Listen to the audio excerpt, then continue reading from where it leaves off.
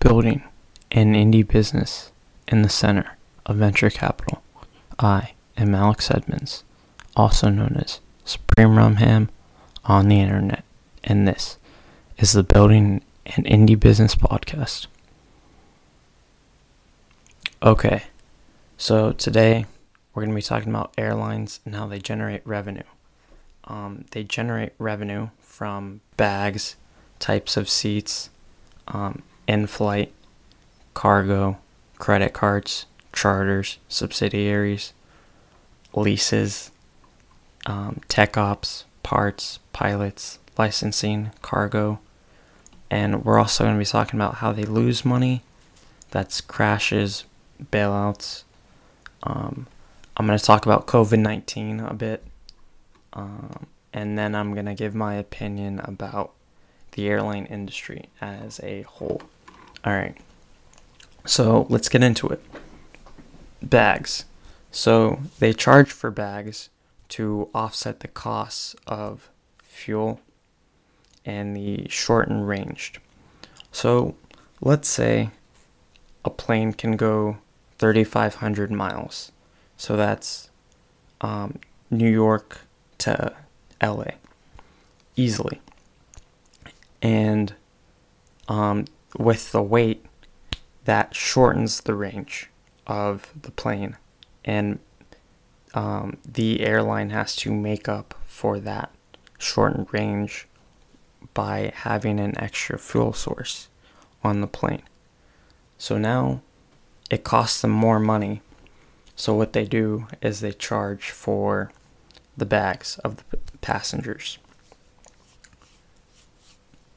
So the price of the bag is based on the weight of the bag. So yeah, that's why they charge for bags. Then they charge for seats, and there's 3 types of seats: economy, business, and first class. So there are like 20 first class seats, and that the price depends on so many things.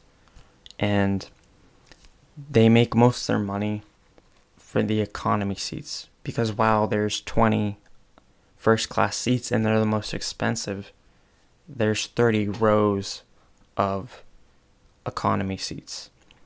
So that might be 180 economy seats and then 20 first class seats. So that's their money maker. And the price, it depends. They have a formula. They charge based on destination, the flight time, the type of seat, the seasonality, when is the flight. So they're going to charge more for Thanksgiving versus, March, right? And you can get the cheapest flight from 12 months out to 9 months out. Then the median price is 9 to 1 month out. And then 1 month out to the day of the flight is the most expensive. And the reason their pricing is like this is because they want the money for the flight on their books as soon as possible. So they're going to give you a discount to the people that book the farthest out. Not closest. Yeah. So then they make money in the flight. And this is entertainment, food, Wi-Fi. Yeah. And so before 2000, they used to bundle all this in the price of the ticket. So from San Francisco to New York may have costed someone $200. And now that flight costs them, or they'll charge $150. And they'll make it up because the customer thinks that the flight is cheaper. So they are willing to spend more money on the flight because they're saving money in their mind, right? So they get an extra bag. They bring an extra bag, which might cost them $30. They get a meal that might cost them $10. So we're at $30. They might get the Wi-Fi that costs another $10. And it's an 8-hour flight, so let me get a drink which costs them $15. So instead of $200, they get $205. And that's just one person. Imagine if it's 3 people flying together and they all bring a bag that costs them $20. That's $60, right? And then they get meals and everything, and they might spend more money. They may get might get one drink each. Yeah, so that's $15 extra. So yeah, it's a whole thing. Then they make money with businesses, with cargo, and cargo is another complicated formula. They use time. What time is how fast that the cargo needs to get to its destination. So if you want the cargo to reach the destination in 24 hours, that's going to cost you more money, right? So there's also type. So if you have a car, a semiconductor, and a horse, all 3 of those things have different needs, and the airline is going to charge you for the adjustment for each need. So a horse needs someone to take care of it. The airline needs to provide that person. So they're going to charge the company for that. Then the semiconductor can't be in a cold environment because it'll get damaged in the cold environment. So the airline needs to provide the proper environment. And then the car needs it needs to not move around a lot, so they need to provide the equipment so it won't move around a lot. Yeah. And then there's size and weight. Size and weight is the same exact thing with the bags. If the size is too big, they need to change the plane and make adjustments, right? And the cargo might need special containers, so that costs them extra money, right? And then there's route. So if the route is uncommon for them, so like New York to LA, that is a common route. They won't charge too much for that. But New York to Maine or Texas to Maine, they might not even have that route. So they need to figure out what the route is, when they can fly it, and all that extra work, they charge for that, right? So there's that. They make money through credit cards, and what this is an airline will work with a credit card company to provide points to card holders, and the credit card incentivizes people to buy with the credit card and through the airline. So with the credit card, you might get 1% back with your gas, 1% or 2% back with your groceries, but you're getting 4% back with purchases through the airline.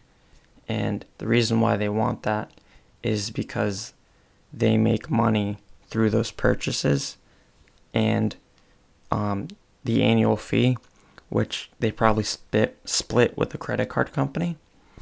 And then the credit card has different tiers. So there might be like bronze, silver, platinum, and they might incentivize people more with different benefits for each tier. So the platinum person might be making 5% on their airline purchases, or have access to a lounge before the flight.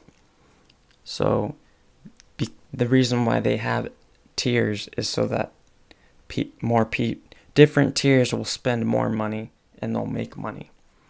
Yeah. Okay. And then there's charters.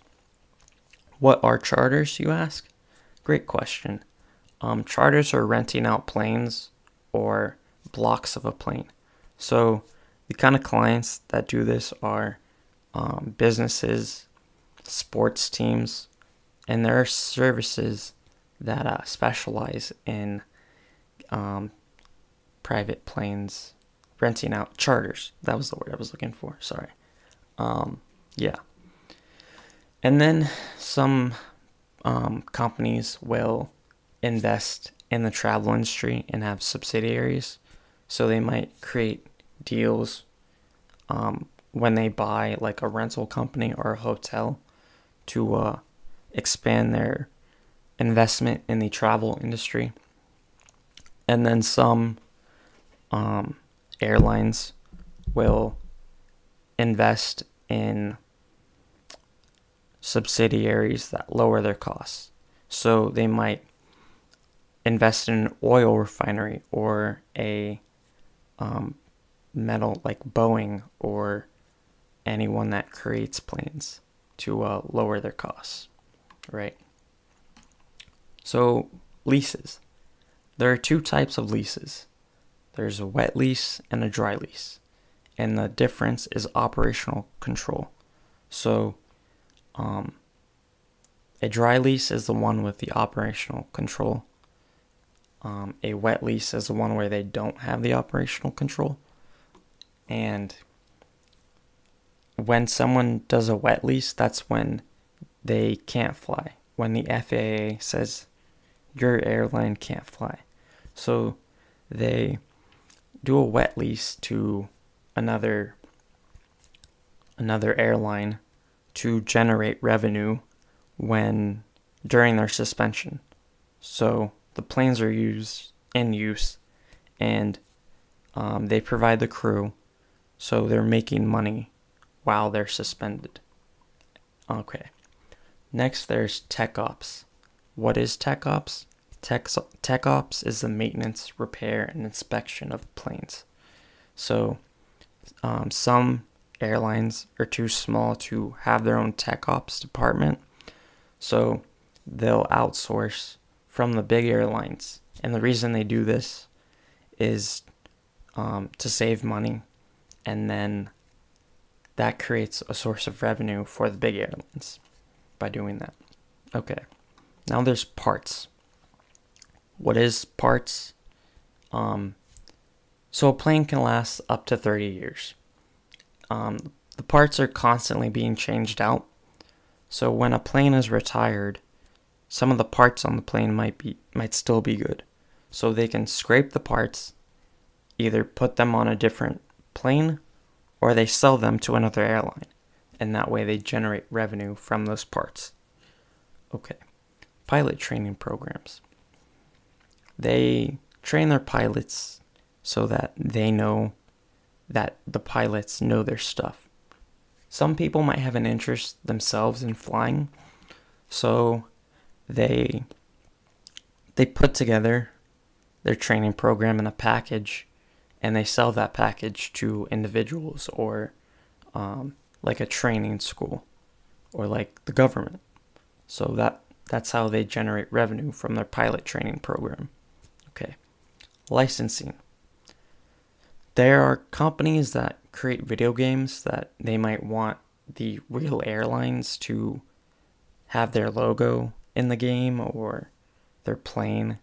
So the airline gets to lease out their name to the video game for a fee, right? So they're generating passive income just by letting Microsoft use their name for a video game, right? So that's cool. Government. So some airlines work with the government to provide cargo and charters. So it's basically how they generate revenue from businesses, but for the government. Okay, downers. Get it? It's planes, downers. You get it. Okay, so the first thing is crashes. And 4 things happen when a plane crashes. Their insurance goes up, their crash insurance, and this makes it so they're not technically losing revenue, but their revenue has to get spent on the insurance premiums. Then they have to pay damages out to the families of the victims, of the passengers, victims. It's the same thing in this case. Okay, so that costs them money. And then people don't want to fly with you because you crashed, right? So you're losing future revenue from your crash, right? And then finally, the FAA will fine you for your crash. And so you lose money there, right? So that's how you lose money on crashes. Another thing is bailouts. Secondly, not losing revenue. The bailout is to keep you even because the airline has lost revenue. And the reason why the government keeps bailing out the airline industry is because air travel is the most efficient form of traveling, and until there is a new, more efficient way to travel, the government will keep bailing out the airlines, right? Okay. Coronavirus and COVID-19. So because people aren't flying right now, then the government needs to bail out the airlines. But I think the airlines can adjust for the future so they don't have to get bailed out and rely on the government. What they can do is focus on businesses and shipping cargo. And the reason why I think they should do this is because there is less contact between people for cargo if you're shipping like a semiconductor or cars. So when you're not involving people, then the virus is less likely to spread, and you can continue your business and make even more money because you can charge a business more money than you can charge a person, right?